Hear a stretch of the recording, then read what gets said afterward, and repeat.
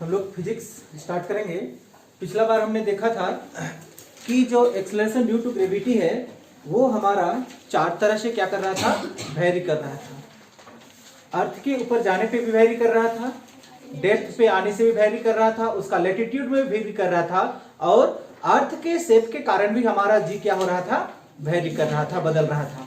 हमने पिछला जो हम लोग का लेक्चर चला था उसमें हम लोग देखे थे। ठीक, आज हम लोग बात करेंगे थोड़ा सा ग्रेविटेशनल फील्ड के बारे में कि आखिर में ये ग्रेविटेशनल फील्ड क्या चीज होती है।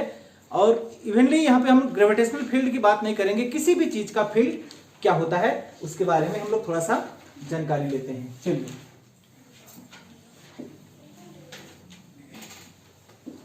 फील्ड, फील्ड का मतलब आप लोग को पता है क्षेत्र होता है। फील्ड का मतलब क्या होता है, क्षेत्र होता है। सपोज यहाँ पे समझिए कि अगर आप कहीं पर भी, हम यहाँ पे ग्रेविटेशनल की बात नहीं करते हैं, थोड़ा सा यहाँ पे हम बात करते हैं इलेक्ट्रिसिटी की। ठीक, अगर आप कहीं पे किसी पॉइंट पे क्या रख देते हैं, कोई चार्ज पार्टिकल्स को रख दिए, तो वो चार्ज पार्टिकल्स अपने चारों ओर क्या बना लेगा, एक फील्ड बनाएगा। समझ में आ गया? और उस फील्ड को हम लोग क्या बोलेंगे, इलेक्ट्रिक फील्ड बोलेंगे। क्या बात समझ में आ गया? चलिए ध्यान से देखिए, मान के चलिए कि आपके पास में एक चार्ज पार्टिकल्स है।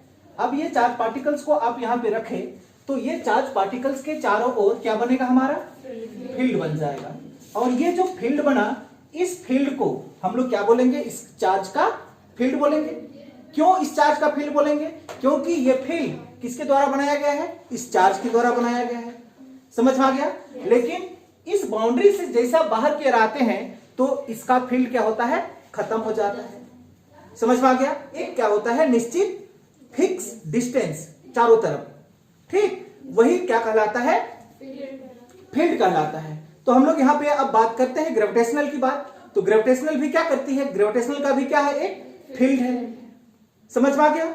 और वो ग्रेविटेशनल फील्ड किसको कहेंगे, जहां पे हम लोग कोई बॉडी को रखें, समझिए मेरा बात ध्यान से, जहां पे कोई बॉडी को हम रखें वहां से वो बॉडी क्या करता है, एक्टिंग करना शुरू करता है, फोर्स उसको क्या करता है, अफेक्ट करना शुरू करता है। क्या मेरा बात समझ में आ गया? मतलब कि वहां पे आप बॉडी को रखें तो ग्रेविटेशनल फोर्स जिसका मास ज्यादा होगा वो अपनी ओर उसको क्या कर लेगा, खींच लेगा। तो जितना एरिया से वो अपनी ओर खींचेगा वो पूरा एरिया उसका क्या कहलाएगा, फील्ड कहलाएगा। ग्रेविटेशनल फील्ड किसको कहें, कि वो एरिया जहां पे कोई ऑब्जेक्ट को पृथ्वी अपनी ओर अट्रैक्ट करना शुरू करता है, वो एरिया क्या कहलाती है, हमारा ग्रेविटेशनल फील्ड कहलाता है। समझ में आ गया? चलिए लिख लेते हैं हम लोग फील्ड का यहां पे थोड़ा सा definition. Field is a space, field is a space acting. समझिएगा यहां पे क्या लिखा हुआ है उसको ध्यान से देखिए। Field is a space, field क्या है, एक जगह है अराउंड दी ऑब्जेक्ट, ऑब्जेक्ट के चारों ओर। जैसे कि मान के चलिए हम ग्रेविटेशनल फोर्स की बात कर रहे हैं तो अर्थ हमारा क्या है, एक प्रकार का ऑब्जेक्ट ही तो है। इस ऑब्जेक्ट के चारों ओर क्या है, एक प्रकार का स्पेस है, एक प्रकार का क्या है, फील्ड है। फिर it gravitational field of effect is applying, जहां पे ग्रेविटेशनल फोर्स क्या कर होता है, वहां पे अप्लाइड होता है। समझ में आ गया? और वो फोर्स हमको क्या होता है, विजिबल होता है, उस फोर्स को हम देख सकते हैं। समझ पाई? या वो क्या करता है, वहां पे एक्टिंग करता है। आपने किसी पत्थर को ऊपर की ओर फेंका, ठीक, तो पत्थर आपका किधर आता है, नीचे की ओर आता है। क्यों आया नीचे की ओर, ग्रेविटेशनल फोर्स के कारण। तो पत्थर को आप किसके अंदर पे फेंके, ग्रेविटेशनल फील्ड के अंदर पे फेंके, तो वो फोर्स हमको क्या वहां पे दिखाई दिया। समझ में आ गया? अब थोड़ा सा समझते हैं। सपोज ये हमारा अर्थ है, ठीक, ये क्या है, हमारा अर्थ, इसको हम अर्थ मान लेते हैं, ये अर्थ है। अब जितनी भी बॉडी है उसको अर्थ अपनी क्या करती है, सेंटर की ओर खींचती है।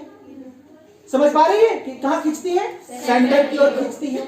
अब यहाँ पे मान के चलिए कि यहाँ पे एक बॉडी रखा हुआ है, इस बॉडी का नाम हम क्या दे देते हैं, ए। यहाँ पे एक बॉडी रखा हुआ है, इस बॉडी का नाम क्या दे देते हैं, बी। अब ये दोनों बॉडी ग्रेविटेशनल फील्ड के अंदर है, ठीक।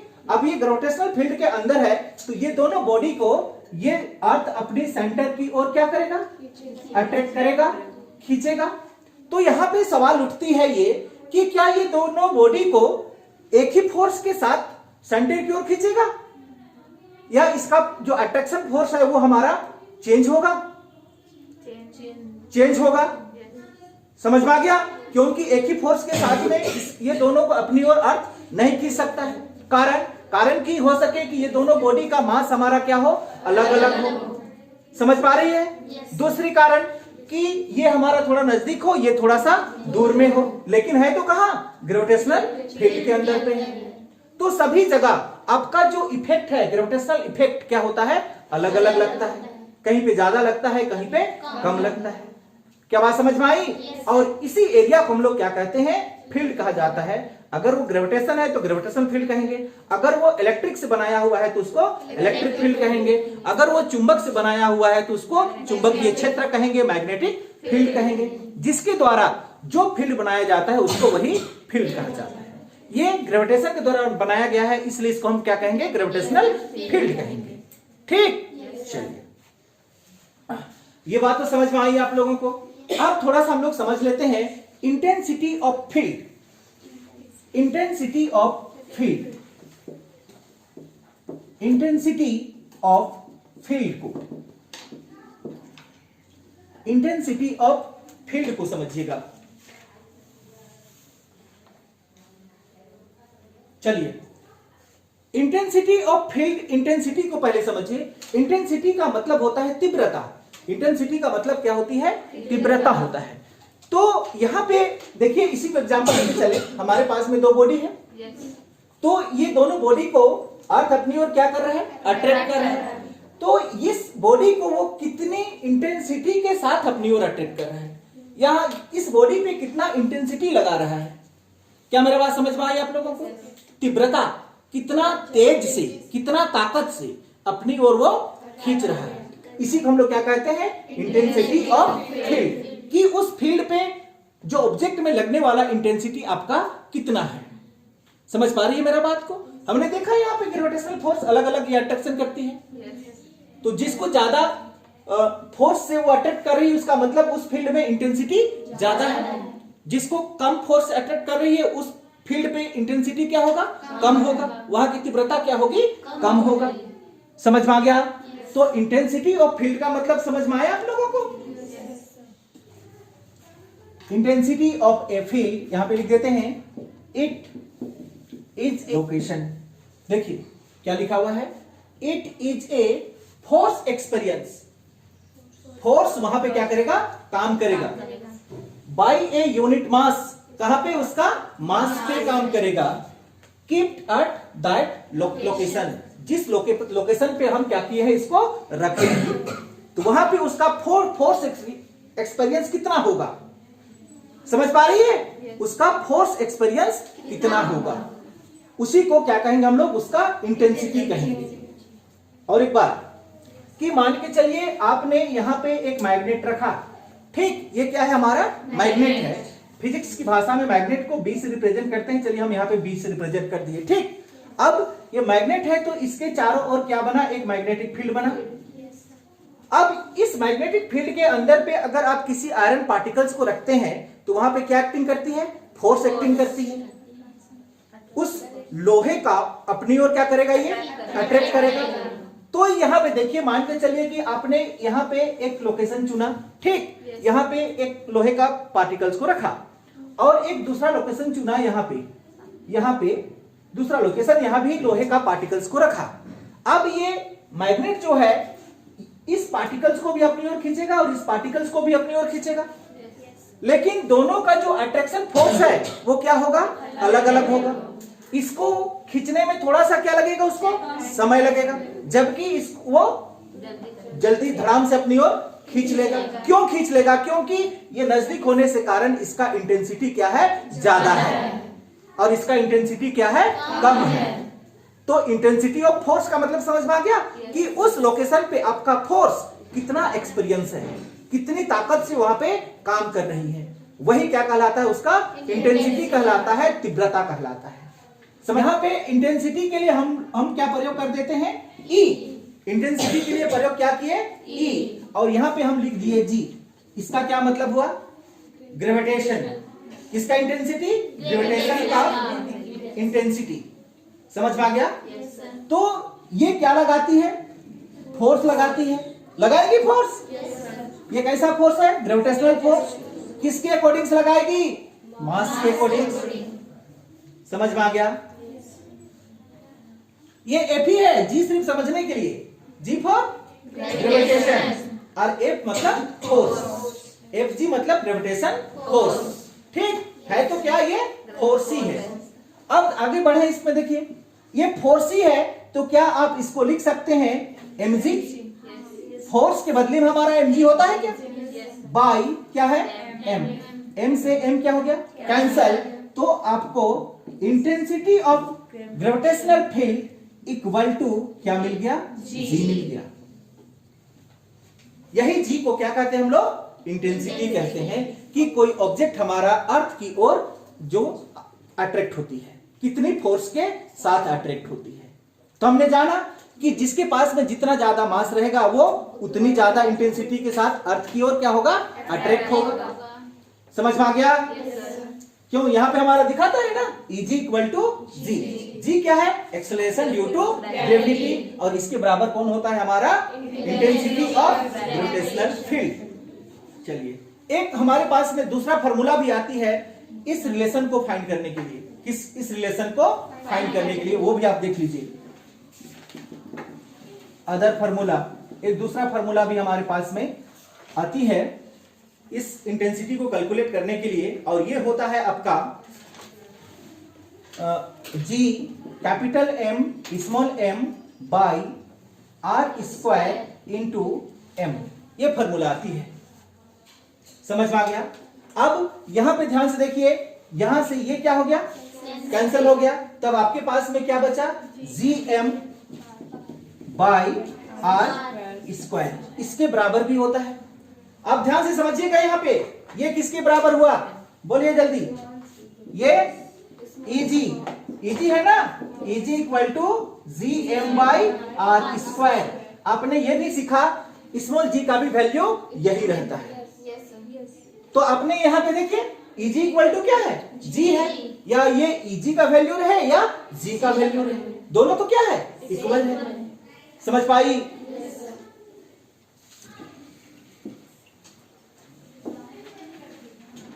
चलिए आगे हम बात करेंगे पोटेंशियल की।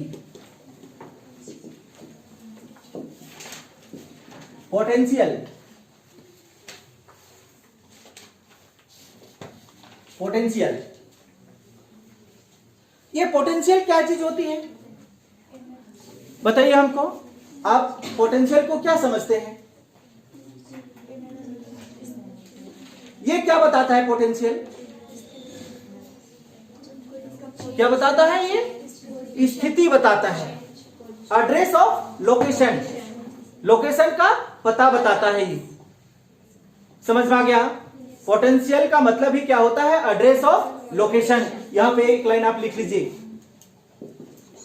एड्रेस ऑफ लोकेशन, जगह का पता बताता है ये पोटेंशियल। चलिए आपको समझाते हैं। आपने मोबाइल का चार्जर कभी यूज किया? उसमें आप 220 वोल्ट में डाल देते हैं कि नहीं डालते हैं? तब आपको आउटपुट क्या मिलता है? 2 वोल्ट, 2.5 वोल्ट, 2.5 वोल्ट, 5 वोल्ट, इस तरह से आपको क्या मिलता है? आउटपुट मिलता है। तो उसका पोटेंशियल कितना है? 2 वोल्ट, 3 वोल्ट, 4 वोल्ट। जबकि आपने कहां से उसको कनेक्ट करके रखा है? 240 वोल्ट से। तो इलेक्ट्रॉन्स का जो बहाव है, समझिएगा, इलेक्ट्रॉन्स का जो बहाव है वो वहां पे क्या है? कम है। और वही उसका क्या कहलाएगी? पोटेंशियल कहलाएगी। क्या समझ में आ गया? चलिए आपको थोड़ा सा हम समझाते हैं। आपने हाई टेंशन का नाम सुना है? जो हाई ट्रांसमिट वायर होती है, आपने देखा होगा मोबाइल नेटवर्क टावर जैसा में वो तार को पार किया जाता है, उसमें आपका लाखों लाख का क्या रहता है? वोल्टेज होता है। समझ पा रही है मेरा बात? तो उसमें क्या होता है? उससे जाने से पहले आप थोड़ा सा मेरा बात को इधर से समझिए सिंपल वे में। मान के चलिए कोई बस है, ठीक, क्या है, कोई बस है, उस बस का कैपेसिटी आपका 50 का है, ठीक। अब उस बस में 200 आदमी को क्या कर दिया, ठूस दिया, जबरदस्ती, नहीं हट रहा है तब भी क्या कर रहा है, ठूस दिया। अब जैसे ठूस दिया तब वहां पे जैसे ही गेट खुलेगा तो वहां पे क्या हो जाएगा, तहलका मच जाएगा, नहीं मचेगा तहलका? जैसे आप लोग का स्कूल छुट्टी होती है तो वही तो होता है कि हम आगे जाएं, कौन आगे जाएं, और जहां पे तहलका मचेगी वहां पे क्या हो जाएगा, विनाश हो जाएगा। नहीं होगा? कोई किसी का पैर के नीचे आ जाएगा, कोई किसी के ऊपर में चढ़ जाएगा, बोलिए। तो अब जब 50 वाली सीट था उसमें आपने कितना भरा, 200, तो उसको क्या बोल सकते हैं आप, हाई टेंशन बोल सकते हैं। चलिए अब समझाते हैं आपको कि हमारे पास में तार है, ठीक, इतना मोटा का तार है, तो तार में क्या फ्लो होती है, इलेक्ट्रॉन्स फ्लो होती है। तो उस हाई टेंशन में इलेक्ट्रॉन्स डाला जाता है, इलेक्ट्रॉन्स चार्ज को क्या किया जाता है, ट्रांसफर किया जाता है, और इतना ज्यादा इलेक्ट्रॉन्स को ट्रांसफर किया जाता है, जबरदस्ती में ट्रांसफर किया जाता है कि वहां पे इलेक्ट्रॉन कूट कूट के क्या होता है, भरा होता है। क्या समझ में आ गया? अब जैसे ही उसको निकलने के लिए क्या मिलेगा, दरवाजा मिलेगा, तो एक ही साथ वो निकलेगा कि नहीं निकलेगा, निकलेगा। अगर उस केस में कोई आदमी उसको क्या कर लेता है, टच कर देता है उस हाई टेंशन वायर को, तो जैसे ही टच करेगा तो उस इलेक्ट्रॉन को निकलने के लिए दरवाजा मिला, एक ही बार में बहुत सारा क्या हो जाएगा, इलेक्ट्रॉन्स बाहर निकल जाएगा, क्योंकि वहां पे इलेक्ट्रॉन तो आप जानते हैं कैसे भी क्या कर रहा है, रिपल कर रहा है, तब भी उसको जबरदस्ती वहां पे क्या किया है, ठूस के भर दिया गया है। समझ पा रहे मेरा बात को? जैसे आप उसको छूते हैं तो इलेक्ट्रॉन्स को क्या मिलता है, दरवाजा मिलता है निकलने के लिए, और एक ही बार में बहुत सारा क्या होगा, इलेक्ट्रॉन्स निकल जाएगा और आपको एक सेकेंड में राख कर देगा। क्या मेरा बात समझ में आया? आपको हम बताते हैं कि आपने एक स्प्रिंग लिया, ध्यान से समझिएगा मेरा, आपने क्या लिया, एक स्प्रिंग लिया, ये स्प्रिंग है, ठीक। अब इस स्प्रिंग को इस तरह से क्या लगा रहे हैं, फोर्स लगा रहे हैं, उसको क्या कर रहे हैं, दबा रहे हैं, इस तरह से दबा रहे हैं। समझ में आ रही है मेरे बात? अब इसको दबा के आप यहां तक लेके लाए, ठीक, इसको दबा के यहां तक पहुंचाए, यहां तक पहुंचाने से आपको 10 जूल खर्चा हुआ। यहां पे बल लगाए ना आप, yes, सर। स्प्रिंग को इस तरह से क्या किया, प्रेस किए, तो यहां से स्प्रिंग यहां पर दबा, yes, ठीक, उस समय आपका कितना एनर्जी लग गया, 10 जूल लग गया। अब इसको और दबाना है आपको, तो क्या 10 जूल में वो दब पाएगी, दबा पाएंगे और 10 जूल में? अब चलिए हमको आपको बोलते हैं आप यहां तक दबाइए, तो यहां तक आपको स्प्रिंग को दबाने के लिए क्या 10 जूल सफिशिएंट है यहाँ पे? नहीं, इसमें से ज्यादा आपको थोड़ा और ज्यादा बल लगाना होगा। समझ पा रही है? और थोड़ा एनर्जी खर्चा करना पड़ेगा आपको, तब जाके आपका स्प्रिंग यहां तक क्या होगा, दबेगा। तो यहां तक दबाने के लिए आपको क्या चाहिए, 20 जूल चाहिए। यहां पे स्प्रिंग बदला, स्प्रिंग तो वही है आपका, क्या स्प्रिंग बदला यहां पे? नहीं बदला, लेकिन क्या बदल गया, लोकेशन बदल गया। नहीं बदला लोकेशन? इस लोकेशन पे आप 10 जूल में काम चला रहे थे, जबकि इस लोकेशन पे आने के लिए आपको कितना खर्चा करना पड़ा, 20 जूल। तो यही क्या कहलाती है, एड्रेस ऑफ लोकेशन, कि उस लोकेशन पे आपका इफिशियंसी कितना है, वहां पे आपका पोटेंशियल कितना है। समझ में आई मेरे बात कि नहीं समझ पा रही है? आप यहां पे और थोड़ी सी बात समझ लीजिए कि अगर कोई फील्ड नहीं है, समझिएगा, अगर कोई फील्ड वहां पे उपस्थित नहीं है तो वहां का पोटेंशियल क्या होती है, 0 होती है। समझ में आ गया?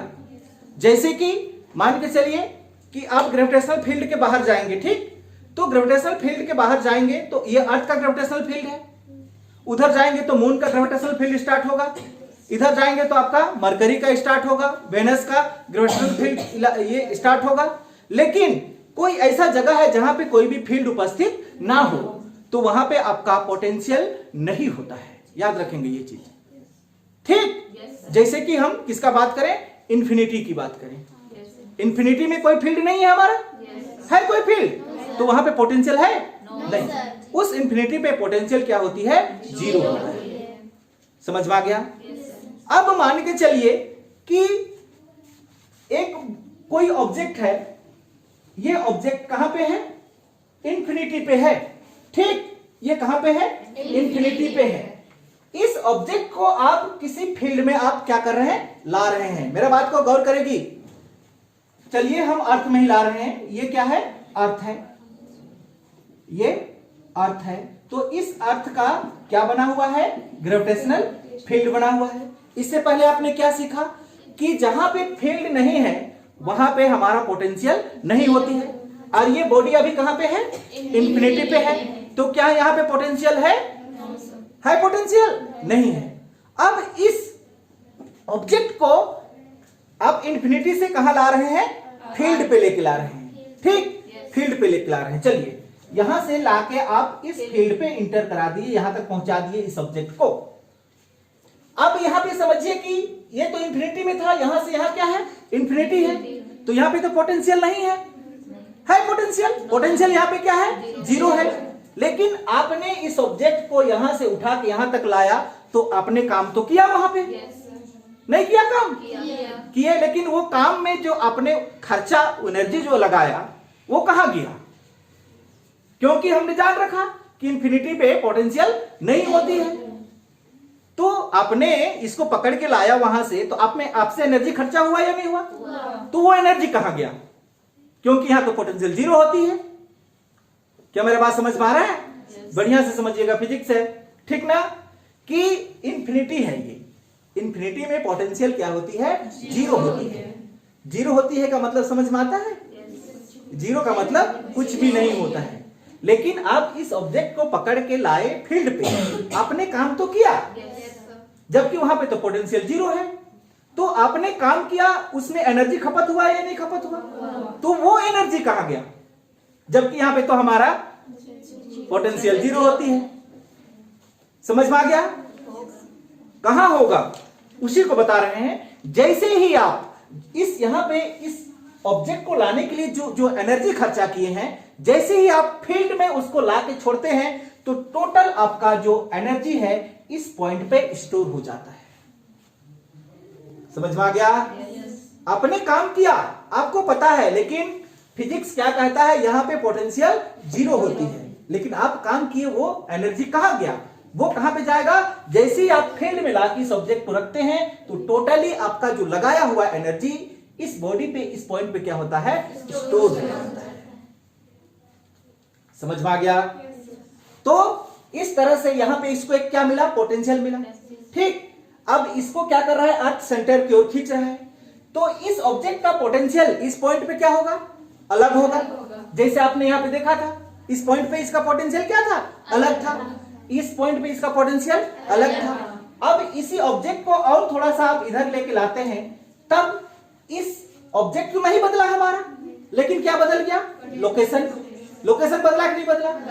यहां इस लोकेशन में क्या है? ए। इस लोकेशन का नाम क्या दे दिए? बी। तो इस लोकेशन का पोटेंशियल दूसरा था, अब ये लोकेशन बदला क्या? बी। तो इसका पोटेंशियल भी क्या हो गया? बदल गया। इसीलिए पोटेंशियल को हम लोग क्या कहते हैं? Location, address of location, location का पता कहते हैं। क्या लिखेंगे इसका डेफिनेशन पोटेंशियल का? Potential at A point, potential bye भी। एक बार फिर से समझेंगे, ध्यान से देखिएगा कि potential at A point in gravitational field. Gravitational field के अंदर पे पोटेंशियल क्या है? एक पॉइंट है। Is amount of work done, कि वहां पे आपने कितना काम किया। जैसे कि यहां पे देख रहे हैं ना, यहां पे लेके लाए, तो यहां पे आपने कितना काम किया। इसको यहां पे लेके लाया, तो यहां पे कितना काम हुआ। समझ में आ गया? On a unit mass. और ये काम कहां पे होगी? यूनिट मास पे।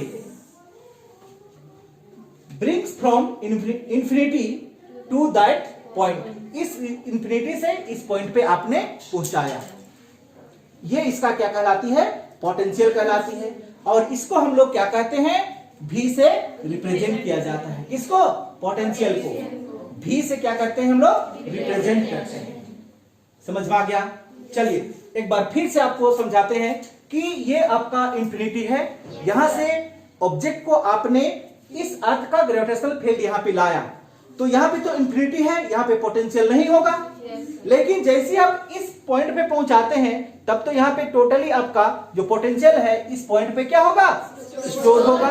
तो कितना स्टोर होगा, ये भी का मतलब समझ में आया होगा। क्या है ये पोटेंशियल, तो ये कितना होगा, work done by mass.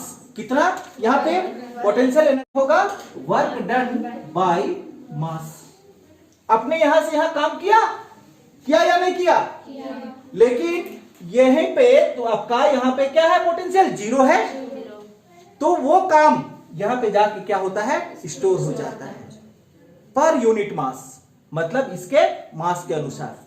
Point लिख लेते हैं हम लोग पोटेंशियल की। पॉइंट नंबर ए दे दीजिए,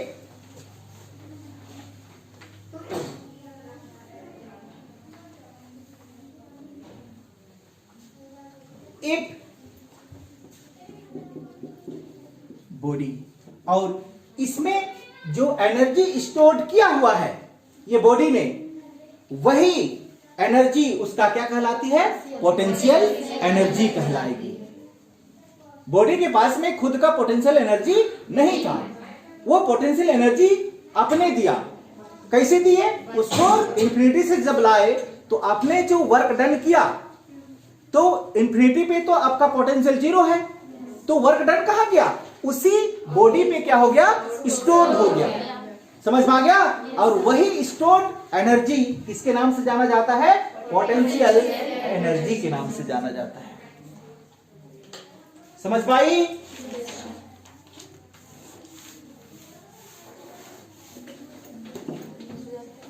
इसी को कंक्लूजन करेंगे हम लोग।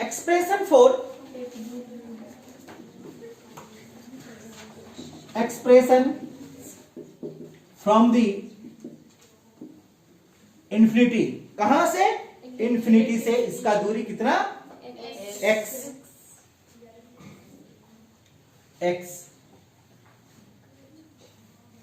चलिए ध्यान से देखिएगा इसको, कि ये आपका अर्थ है, ठीक, ये क्या है, अर्थ। ये अर्थ है तो इसके चारों ओर क्या बना हुआ है, ग्रेविटेशनल फील्ड बना हुआ है, ये ग्रेविटेशनल फील्ड है। अब बॉडी को कहां पे लोकेट है, अभी इंफिनिटी पे। बॉडी कहां पे है, इंफिनिटी पे। अब इस बॉडी को इंफिनिटी से हम कहां पे लाएंगे, फील्ड पे लाएंगे, ठीक। चलिए, ये इसका सेंटर यहां पे है, तो इसको हम लोग लाएंगे इधर सेंटर की ओर। अब यहां पे पोटेंशियल क्या है, जीरो है। समझ पा रही है। सपोज दैट यहां से लेकर, ये देख रहे हैं, ये इसका सेंटर, अर्थ का सेंटर को हम क्या मान लेते हैं, ओ, और ये पॉइंट, यानी कि यहां से इस पॉइंट का दूरी, यहां से इस पॉइंट का दूरी को आप मान लीजिए आर। क्या मान लेते हैं, आर। और इस सेंटर से लेकर जहां से आप ऑब्जेक्ट को लेके ला रहे हैं उसका दूरी को आप मान लीजिए x। ये लिखा हुआ है आपका।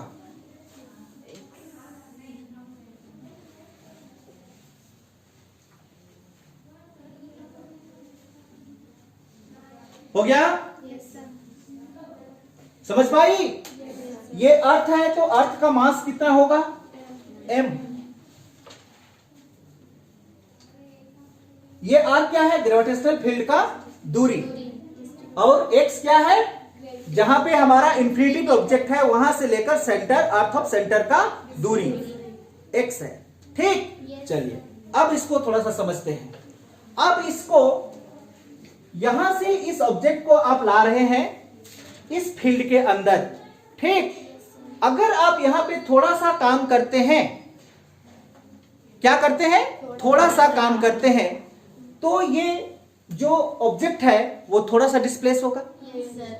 पूरा काम कब होगा आपका, जब आप इस बॉडी को टोटली यहां तक पहुंचा देंगे। अगर थोड़ा सा काम किए तो वो क्या होगा, थोड़ा सा ये होगा, डिस्प्लेस होगा। तो चलिए आपने यहां पे थोड़ा सा काम किया, थोड़ा सा काम कितना किया, dw काम किया। कितना काम किया? dw काम किया। तो ये ऑब्जेक्ट यहां से लेकर यहां तक डिस्प्लेस हुआ, तो यहां से इस दूरी को आप क्या लिख सकते हैं? dx।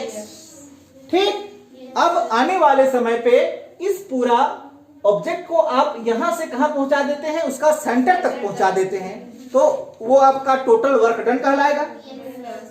टोटल वर्क डन कहलाएगा। उस समय आपने कितना दूरी को यहां पे डिस्प्लेस किया? x दूरी को। क्या बात समझ में आया? हाँ, चलिए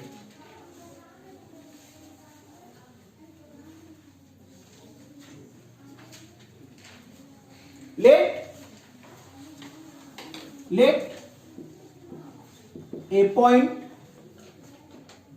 of location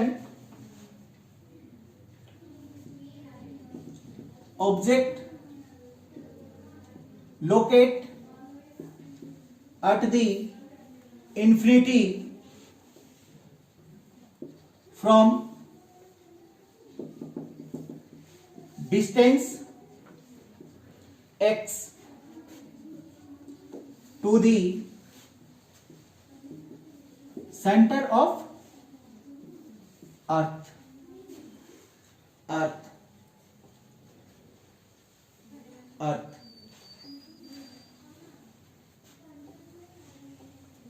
क्या लिखिए? पॉइंट को समझ पाए? माना कि क्या है, एक पॉइंट लोकेट है किसका? ऑब्जेक्ट का। कहां पे? इंफिनिटी पे। और वो कितना दूरी पे है? x दूरी। कहां से? सेंटर ऑफ अर्थ से। हो गया? Mass of the object be m। यहां पे जो ऑब्जेक्ट है उसका मास को हमने क्या मान के रखा? स्मॉल m मान के रखा। समझ में आ गया?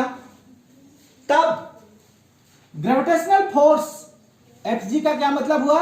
ग्रेविटेशनल फोर्स इक्वल टू, आपको पता है, g। अर्थ का मास कितना? Capital M। ऑब्जेक्ट का मास कितना? Small m। कितना दूरी पे है? x दूरी पे है, इसलिए क्या लिखेंगे? x square. अगर r मानते तो यहां पे क्या लिखते? r स्क्वायर, जो आपने पहले यूज करके रखे हैं। समझ में आ गया? आपको अब पता है कि हर एक पॉइंट पे फोर्स क्या होगा? चेंज होगा। नहीं होगा? फोर्स क्या होगा? चेंज होगा। आप स्प्रिंग में देखे थे, हर एक पॉइंट पे क्या हो रहा था? फोर्स बदल रहा था। ऐसा दबाए तो थोड़ा सा फोर्स और लगाए तो और फोर्स। तो जैसे जैसे ये क्या आएगा? अर्थ की नजदीक को आएगा, तो इसमें लगने वाला जो फोर्स है वो क्या होगा? आपका बदलेगा। ठीक, इसको भी आप एक लाइन लिख लीजिए। Force are change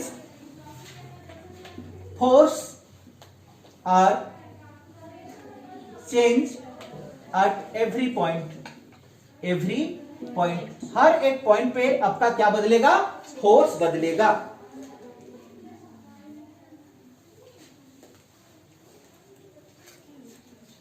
now small amount of work done dw, जब आपने small amount of work done किया, कितना? dw, तब कितना डिस्प्लेस हुआ? dx। dw for small distance dx। छोटा सा काम किए तो कितना? dx के लिए dx। समझ पाई? तब dw इक्वल टू क्या होता है? वर्क इक्वल टू क्या होता है? वर्क इक्वल टू क्या होता है? Force into displacement. तो यहां पे आपका dw में फोर्स कितना लगा? Fg लगा रहे हैं। फिर कितना डिस्टेंस? dx। समझ में आया? Small amount of work done के लिए आपने फोर्स लगाया, तो इतना में कितना डिस्प्लेस हुआ? dx। समझ में आ गया? वही तो फॉर्मूला है, ये नहीं है? तब dw इक्वल टू fg का क्या वैल्यू बोलिए? g m capital M small m by x square. हम इसका वैल्यू को लगाएंगे, g capital M small m by x square, फिर आपके पास में क्या बचा? dx बचा।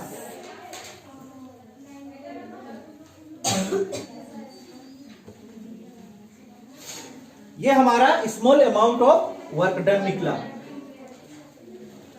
समझ में आ गया? Now total amount of work done to distance covered by object is x। अगर यहां पे टोटल वर्क डन हो जाता है, समझ में आ गया? तो ऑब्जेक्ट कितना दूरी को कवर कर लेगा? x दूरी को कवर करेगा। करेगा कि नहीं करेगा? तो यहां से ध्यान से समझिएगा कि आप इस ऑब्जेक्ट को कहां से ला रहे हैं? इन्फिनिटी से ला रहे हैं। ठीक, ध्यान से समझिए इस पॉइंट को। आपको कहां से ला रहे हैं? ये इन्फिनिटी से। तो यहां से इसको यहां ला रहे हैं, कहां तक? फील्ड तक। फील्ड तक आने के बाद में ये ऑब्जेक्ट को तो अपने आप फिर लाने का आपको आवश्यकता नहीं पड़ेगी, अर्थ उसको अपने आप क्या कर लेगा? खींच लेगा। तो यहां पे हम लोग क्या करेंगे? लिमिट पुट करेंगे। समझ में आ गया? इंटीग्रेट करेंगे। देयरफॉर इंटीग्रेशन, आपने उसको कहां से लाना शुरू किया था? इन्फिनिटी। कितना दूरी पे छोड़ दिया अर्थ से? r दूरी। फिर आपका क्या है? dw इक्वल टू फिर इंटीग्रेशन क्या है? r फिर इन्फिनिटी, बोलिए g m m by x square dx। समझ में आ गया? dw का इंटीग्रेट करें हम, बहुत सारा छोटा छोटा dw को जोड़ेंगे तो क्या मिल जाएगा? w मिलेगा। समझ में आया? यहां से जो कांस्टेंट वैल्यू है उस कांस्टेंट वैल्यू को आप बाहर निकाल दीजिए। जो कांस्टेंट वैल्यू है उसको बाहर निकाल दीजिए। देखिए कांस्टेंट वैल्यू क्या है? g है। ये मास ऑफ अर्थ भी है और ये मास ऑफ ऑब्जेक्ट भी है। क्या ऑब्जेक्ट थोड़े उसका मास थोड़े बदलेगा? अब आपके पास में क्या बचा? Integration upper power r lower power infinity 1 by x square dx बचा। समझ में आया? और आगे, और w equal to G M M integration r infinity, ये एक्स स्क्वायर नीचे है तो किस में है? प्लस में है। ऊपर लेके जाएंगे तो माइनस, क्या हो जाएगा? x पावर -2 क्या हो जाएगा? dx। समझ में आया? आपको फॉर्मूला याद होगा कि x का power n dx equal to क्या होता है? x n plus 1 by n plus 1। ये फॉर्मूला है। इसी टर्म पे ये है। तो आगे बनाएंगे तो क्या मिलेगा? w equal to capital G capital M small m। समझ पा रही है? अब इसको इंटीग्रेट करेंगे हम। इंटीग्रेट करेंगे तो क्या मिलेगा? बोलिए x पावर -2 प्लस 1। n की जगह में क्या है? -2 बाई -2 प्लस 1। लिमिट हमारे पास है अपर r लोअर इंफिनिटी, और जैसे हम इंटीग्रेट का साइन हटाते हैं dx हट जाता है।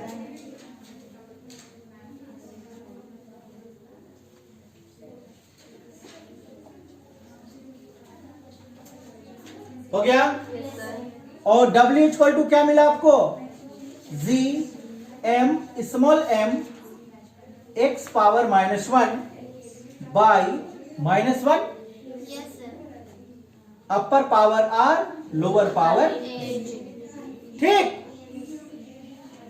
चलिए ध्यान से देखिएगा, और W इक्वल टू, ये माइनस साइन देख रहे हैं आप, ये क्या है माइनस का साइन, ये माइनस साइन को हम बाहर निकाल देते हैं यहाँ पे, ठीक, ये माइनस साइन बाहर, क्या है आपके पास में फिर G M M। ध्यान से देखिए, ये जब x ऊपर में था तो क्या है माइनस में, अगर नीचे लाएंगे तो प्लस, तो क्या हो जाएगा 1/x, upper power r, lower power infinity. समझ में आया? और आगे W इक्वल टू, यानी कि work done equal to minus G M M। अब ध्यान से देखिएगा, ये x एक बार किसके बाद में वैरी करेगा, r के साथ, और एक बार इंफिनिटी के साथ, तो क्या बोल सकते हैं 1/x की जगह में क्या लिखेंगे r माइनस 1/इंफिनिटी। समझ में आ गया? अब 1/इंफिनिटी किसके बराबर, 0 के बराबर, 1/इंफिनिटी किसके बराबर, 0 के बराबर, तो यहां पे आप क्या लिख सकते हैं 0 लिख सकते हैं। तो W equal to minus G capital M small m into 1/r minus 0। समझ में आया? फाइनल रिजल्ट आपको क्या मिला बताइए,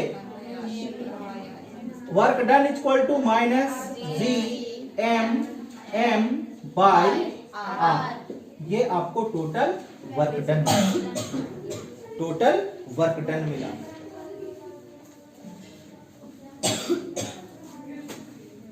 हो गया? थोड़ा सा इसको पूरा करेंगे।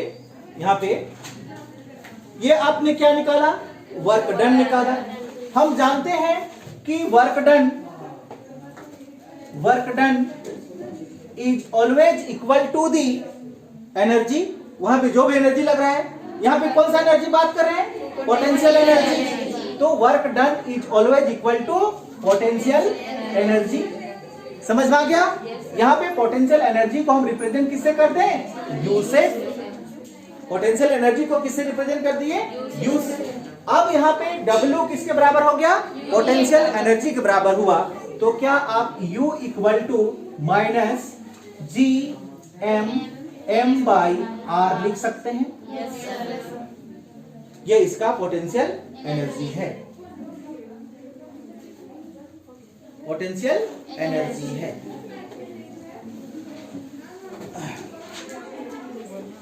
हो गया? Gravitational potential energy, gravitational potential energy यहीं पे लिख देते हैं हम, gravitational potential energy always be negative. Gravitational potential energy हमेशा क्या होता है, नेगेटिव होता है।